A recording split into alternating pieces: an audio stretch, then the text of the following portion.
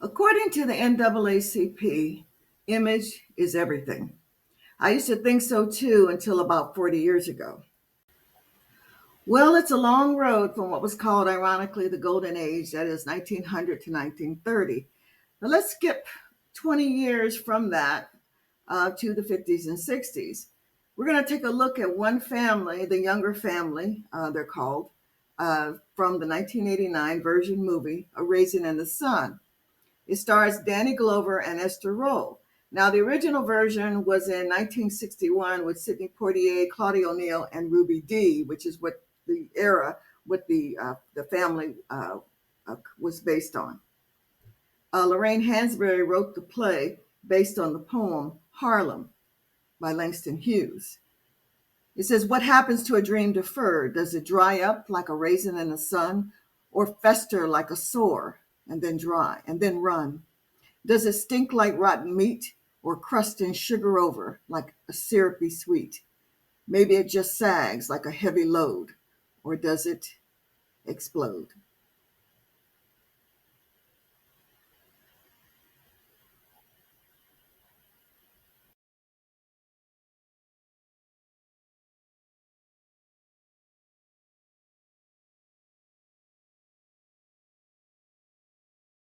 It looks chilly out this morning. Get your car fare and your lunch money. Not a single penny for no caps. You hear me? Yes. Oh, Mama makes me so mad sometimes. I don't know what to do. I wouldn't kiss that woman goodbye this morning, not for nothing in this world. Not for nothing in this world.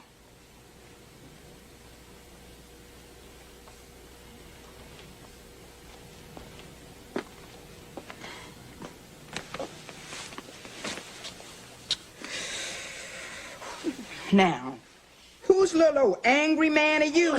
Golly, Mom. Oh, golly, Mama. Now get on out of here, sugar. You're gonna be... Oh, Mama. Could I please go carry groceries? Honey, it's starting to get so cold even. What is it he wants to do? Go carry groceries at the supermarket. Oh, well, let him go. I have to. She won't give me the 50 cents. Why not? 'Cause we don't have it. What you tell a boy things like that for? Here, son. Thanks, Daddy. In fact, there's another 50 cents. Buy yourself some fruit today, or take a taxi cab to school or something.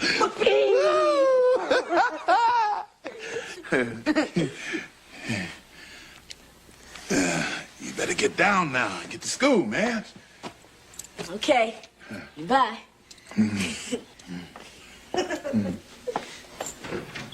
That's my boy. Wanna know what I was thinking about in the bathroom this morning? No. How come you always try to be so pleasant? But is there to be pleasant, Val? You want to know what I was thinking about in the bathroom or not? I know what you was thinking, Val. About what me and Willie Harris was talking about last night. Willie Harris is a good-for-nothing loudmouth. Anybody who talks to me has got to be a good-for-nothing loudmouth, ain't he? And what do you know about who's a good-for-nothing loudmouth? Now, Charlie Akins was just a good-for-nothing loudmouth, too, wasn't he? When he wanted me to go in the dry cleaning business with it. Now he's grossing $100,000 a year. $100,000. You still called him a good-for-nothing loudmouth? Oh, Walter Lee.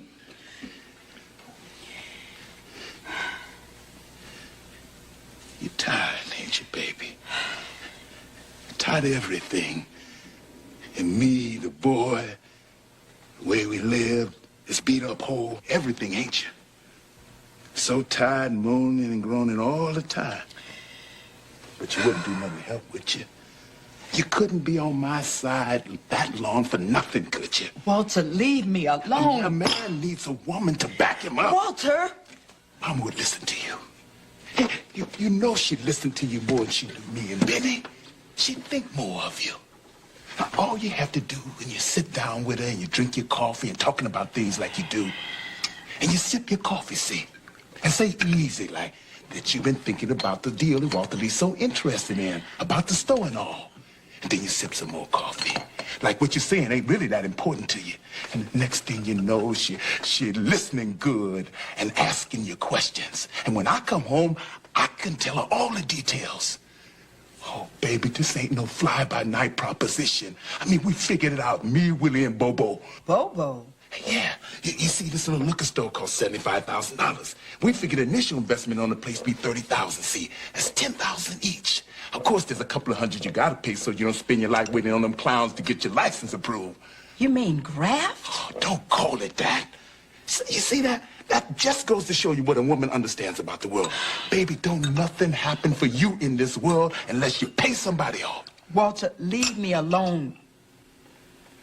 Eat your eggs. They're gonna be cold. You see that? Man says this woman, I got a dream. This woman says, eat your eggs. Man says, I gotta take hold of this here world, baby.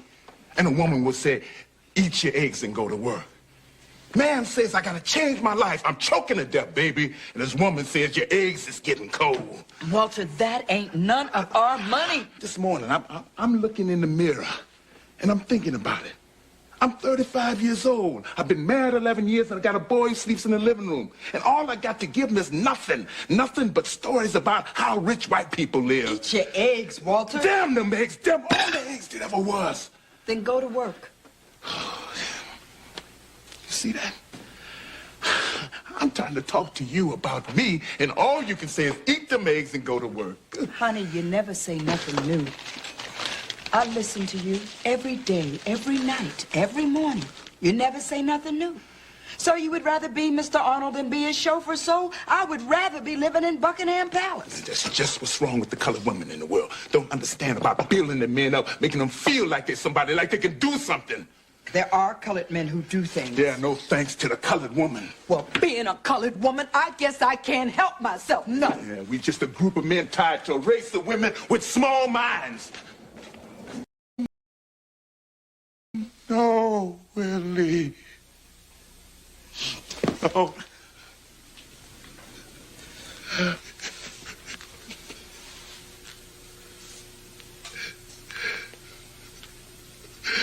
Willie, don't do it, man.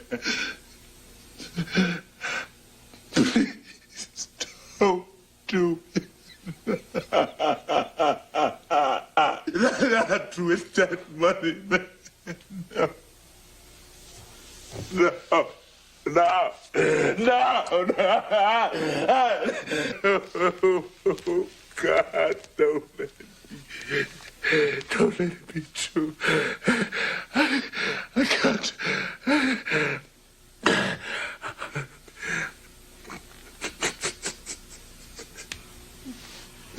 Man, I trusted you.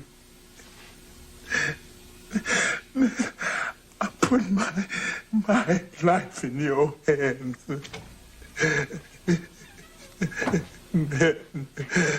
Man, that money was made from my father's flesh. I'm sorry, Walter. I had my life staked on this deal, too. Now, believe it or not, there was a happy ending in that movie. The younger family were, even though it was into a predominantly white neighborhood that they were discriminated against, they stood their ground and they were to move into their home. And her, Walter Lee, who was the father in the family, basically coming into his own and reinstating his ethos as a man, okay, the right image for his young son. Okay. And today there's a success story when it comes to an entrepreneur. And you can see her, the pictures. This is Fawn Weaver. She's 49 years old. She's a CEO of a billion-dollar company, Grant Sidney Incorporated, and that started in 2017.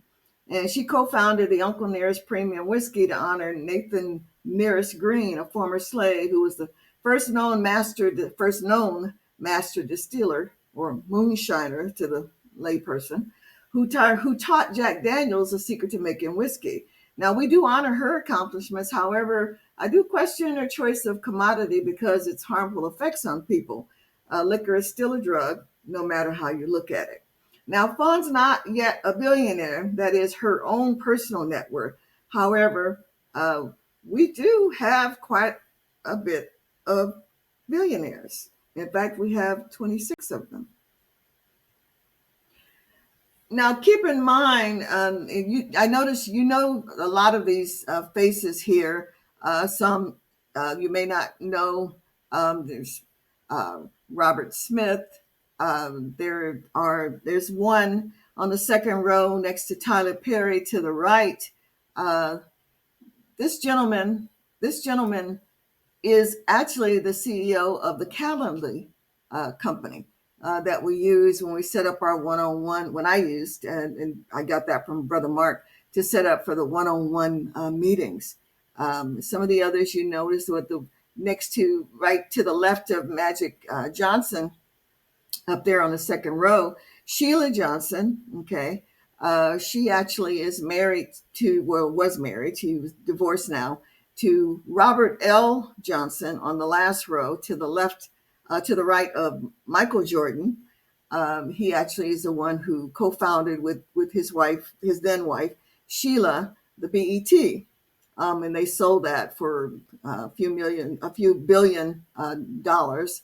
But even though her net worth is not as much as his, she actually owns a lot of resorts and hotels in Florida and a lot of other things. And these are representative of most of the ones who are here in the U.S., living in the U.S. Here.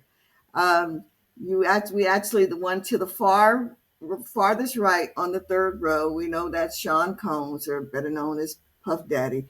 I left him on there because he was a billionaire up until 3 years ago, but we know the different things that have happened to him, and he is now only worth $300 billion. So when I did totals, I didn't add him in the totals.